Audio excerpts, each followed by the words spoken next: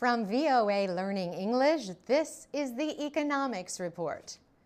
There has been a lot of talk about the debt ceiling in the United States. The debt ceiling is a legal limit on how much the federal government can borrow. Political disputes over that amount have concerned investors in recent weeks. American lawmakers must negotiate a new debt ceiling every time the federal debt reaches that legal limit. National debt grows when a government spends more money than it has available. Governments offer bonds and other investments to raise money to pay for this spending. In return, the government promises to repay with interest the investors who buy these securities. The financial demands of World War I led American lawmakers to establish a total debt limit. In 1917, Congress agreed that the president could borrow up to a set amount without seeking approval. Congress has agreed to change the debt limit 10 times since 2001. But the major parties may disagree on spending levels or on the need to borrow to pay for government operations. Other nations buy United States Treasury securities because they are considered the safest investment in the world. The partial shutdown of the federal government led to worldwide concern about the safety of these investments. Congress agreed to reopen the government without enforcing the debt ceiling, only one day before borrowing reached the legal limit. Lawmakers agreed to let the president decide what the Treasury Department could borrow through February 7th. Congress must now negotiate a new debt limit and resolve other budgetary issues in order to avoid another crisis. For VOA Learning English, I'm Carolyn Presutti.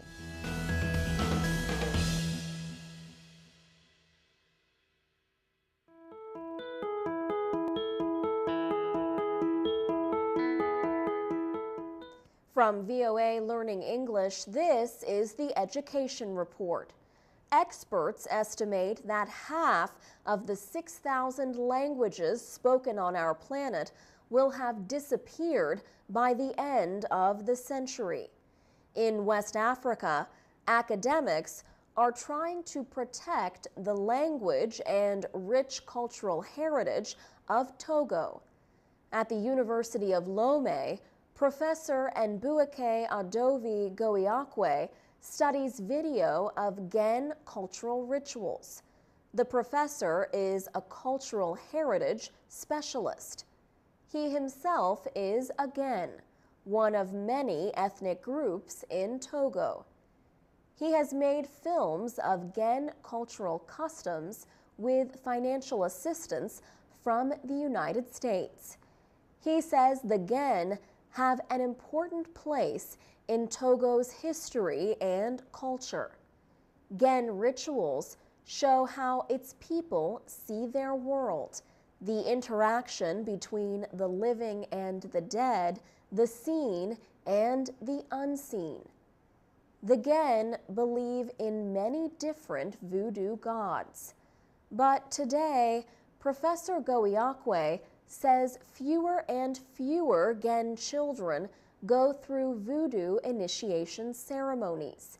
He says that increasingly the new generation does not recognize the importance of these cultural traditions. He says formal education and the spread of Christianity have reduced their influence. Many young people think traditional practices are uncivilized. And while the Gen language is widely spoken in Lomé, the professor says it is not taught in schools. Gen is one of about 39 languages spoken in Togo. Anahit Menachan is a language specialist with the United Nations Educational, Scientific, and Cultural Organization. She says a language needs people who speak it as their first language. She says a language needs people who can speak it as their second language. If there are not, she says, a language is extinct. She says languages can die as a result of increasing globalization. For VOA Learning English, I'm Alex Villarreal.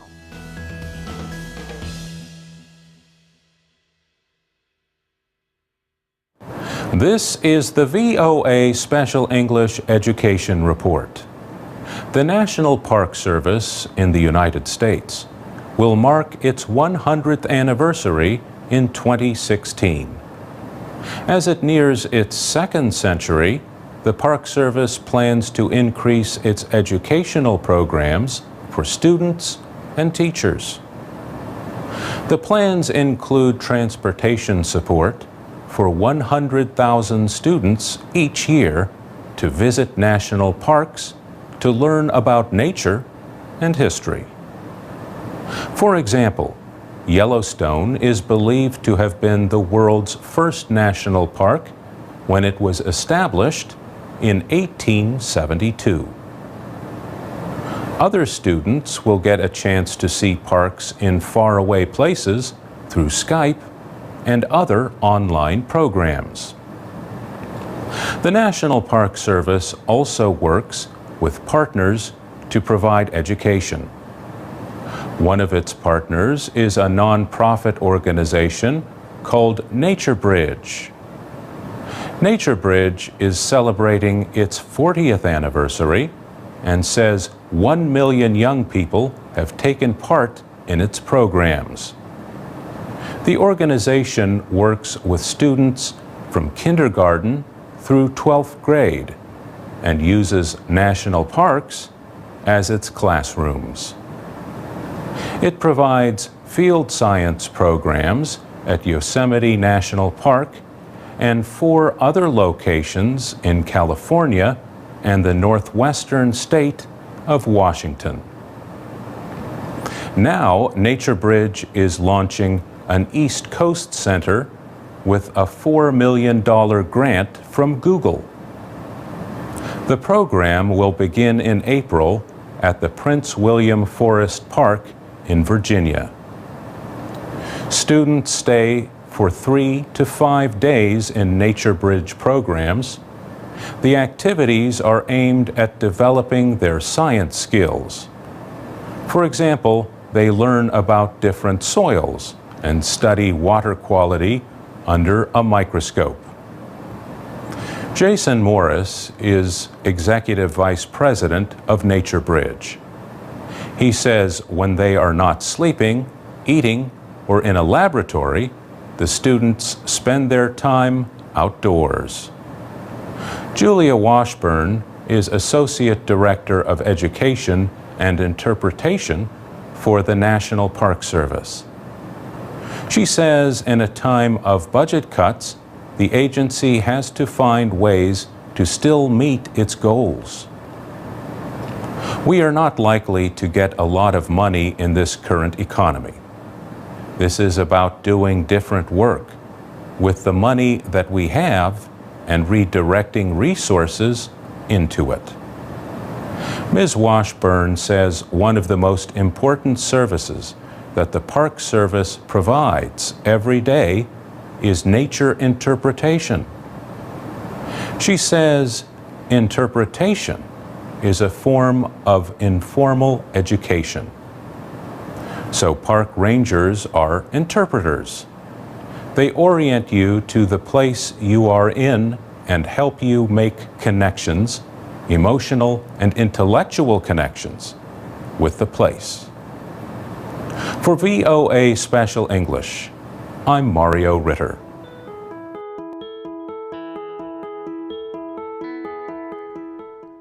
From VOA Learning English, this is the Economics Report. A new report says China's demand for food imports will sharply rise in the next 10 years. The United Nations Food and Agriculture Organization and the Organization for Economic Cooperation and Development made the prediction. They say China will increase its imports of grains, oilseeds, and meat. Angel Gurria is Secretary General of the OECD. He says China's need for food is growing at a time when world food production is decreasing. Imports to China are expected to grow at a yearly rate of 3% to 1.7 million tons by the year 2022. China's imports of crops used to feed animals, called coarse grains, are expected to double by 2022, and imports of oilseeds are predicted to rise 41%. Angel Gurria says China's economic growth is fueling its hunger for imports. He says the country already has a big effect on world food markets. José Graziano da Silva is the head of the Food and Agriculture Organization. He says reducing the large amount of food that is now wasted would help meet the growing demand for food. The rise in the Chinese demand for food is expected to cause grain and other commodity prices to rise. Businesses are taking new steps because of China's influence on world food trade. Last month, the Chinese meat processing company Shuanghui announced a $7 billion offer for the American pork company Smithfield Foods. China is already the world's biggest importer of milk and soybeans. It is expected to become the world's biggest consumer of pork, passing the European Union within 10 years. The FAO and OECD say that will cause international pork prices to rise. For VOA Learning English, I'm Alex Villarreal.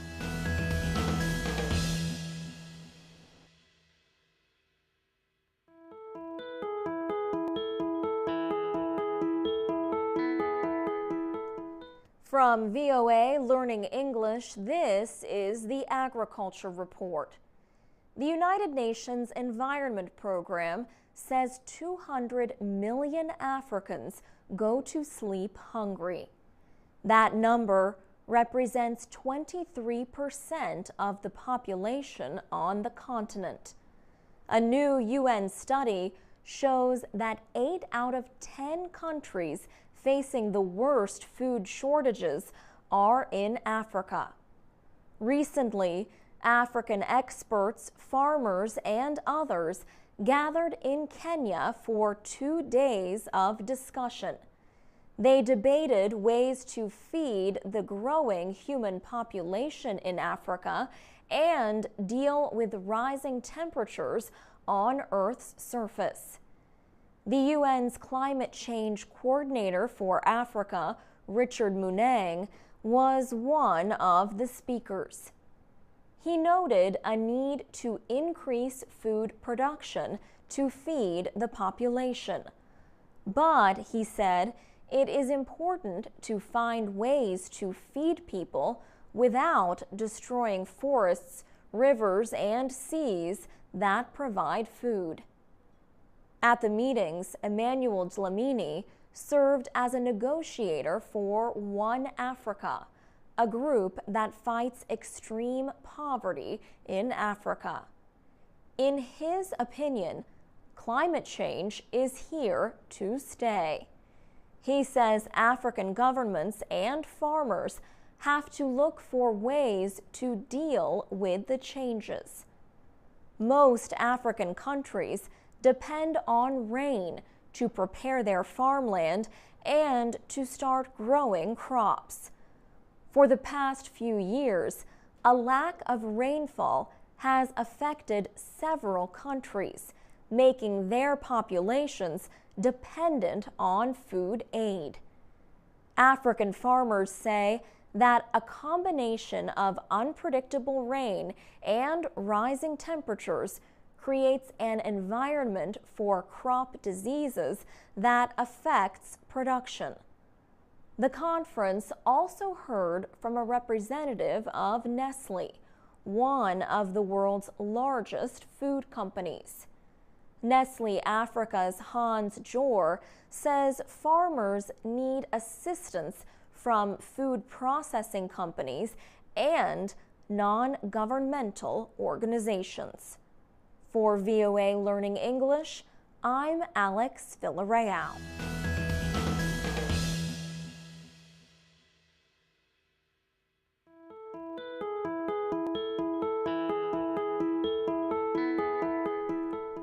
From VOA Learning English, this is the Health Report. Japan and Germany have the world's oldest populations, but neither country has enough trained healthcare workers to meet the needs of older adults. Now they are turning to Vietnam for help. This month, 100 young Vietnamese are going to Germany as part of a project to train what are called geriatric nurses to work in the European country. The trainees recently completed a 6-month language and culture class in Hanoi. They will spend the next 2 years in an occupational training program. If the trainees pass the final exam, they will be able to work in Germany as geriatric nurses for another 3 years. Germany is facing a crisis as low birth rates combine with a growing population of citizens who are living longer. About 20% of the population is over age 65, and that percentage is expected to continue rising. This is a problem that Japan also faces.